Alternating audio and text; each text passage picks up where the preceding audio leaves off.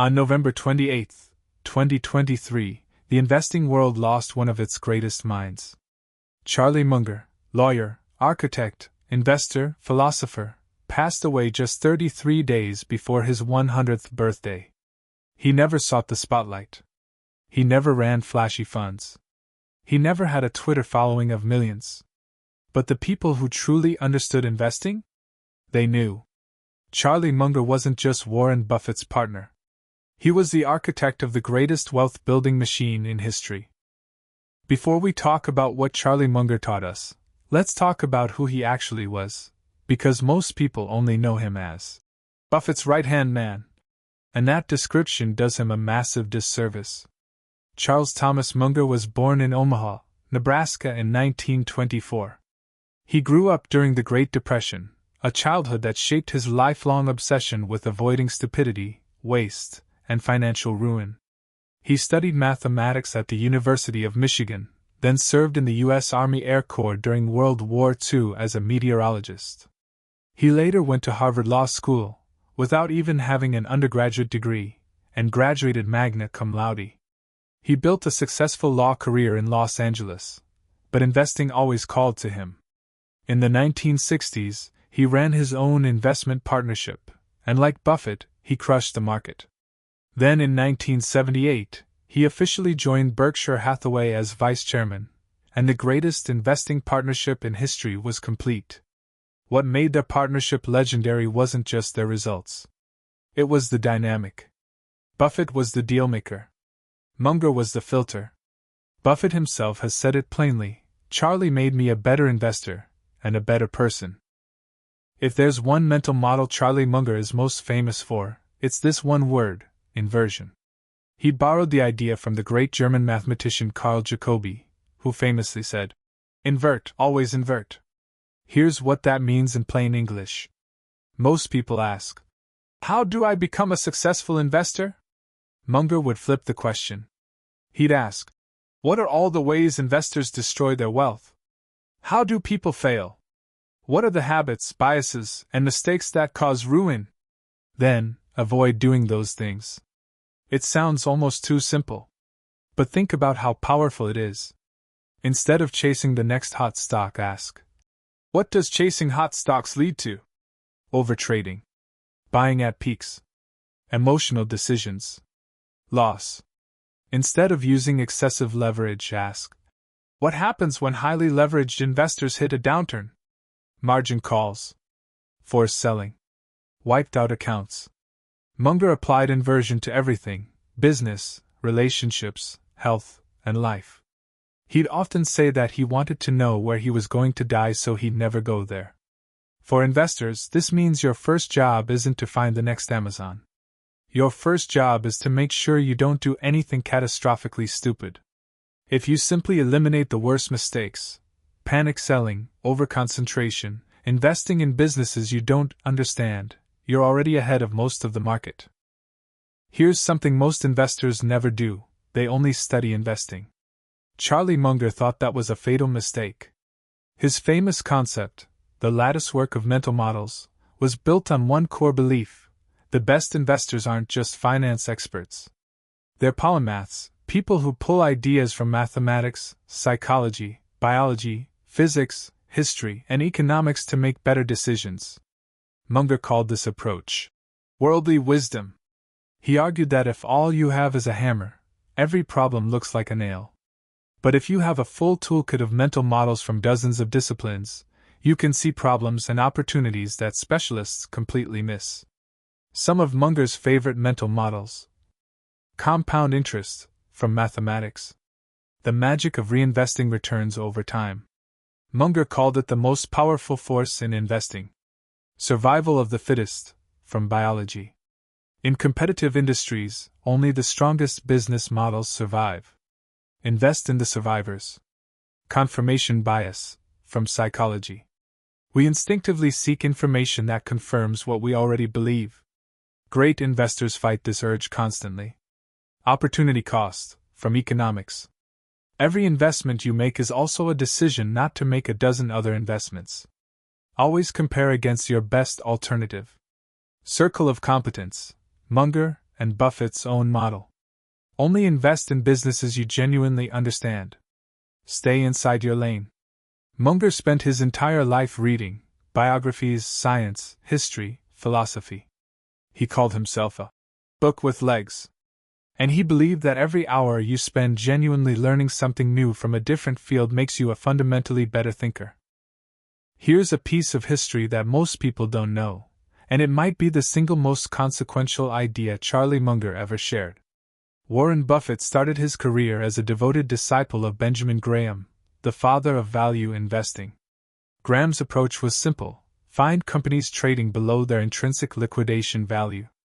Buy them cheap. Sell when they recover.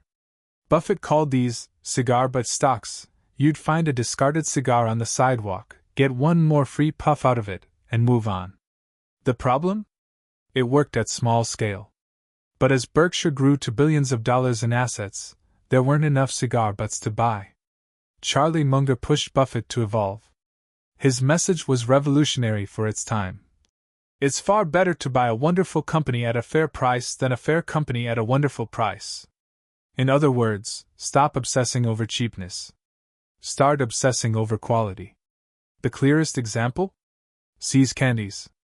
In 1972, Berkshire bought See's Candies for $25 million, which felt expensive by Graham's standards.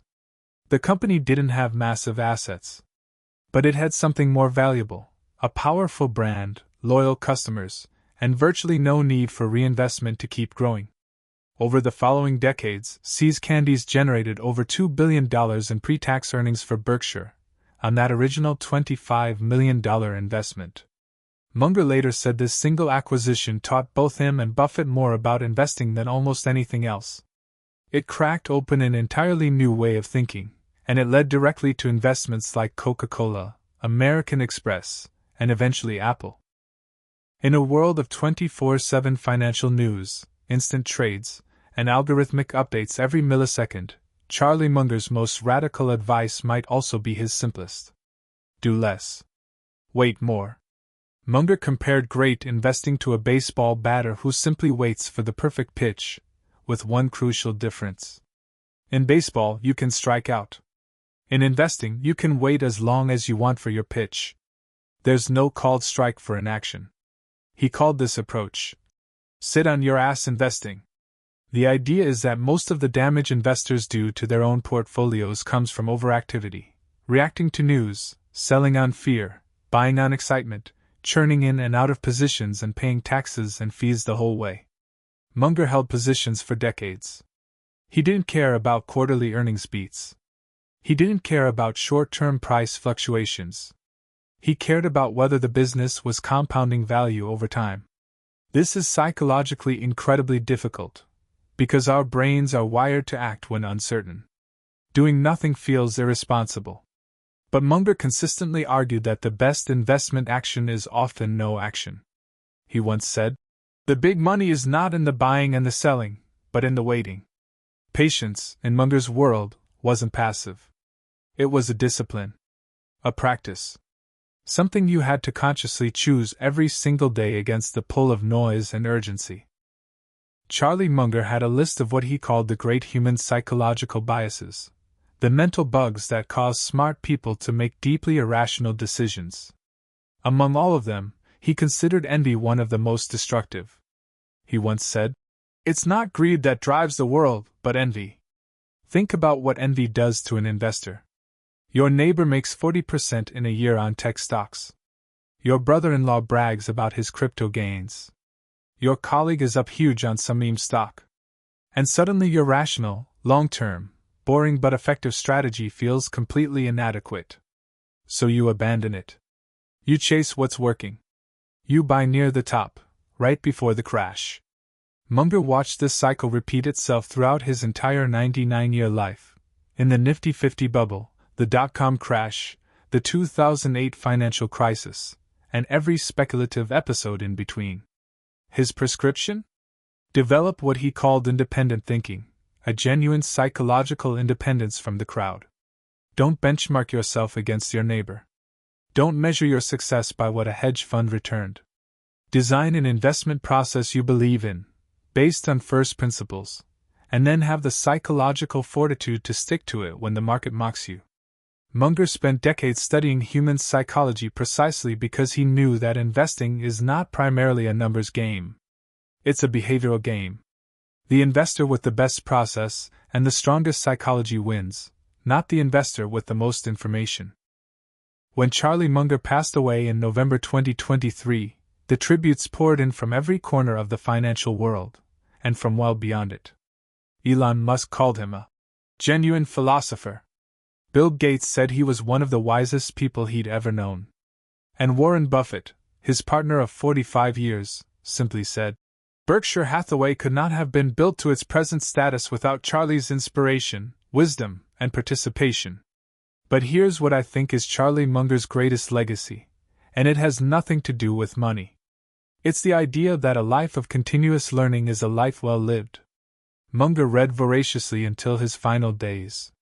He remained curious.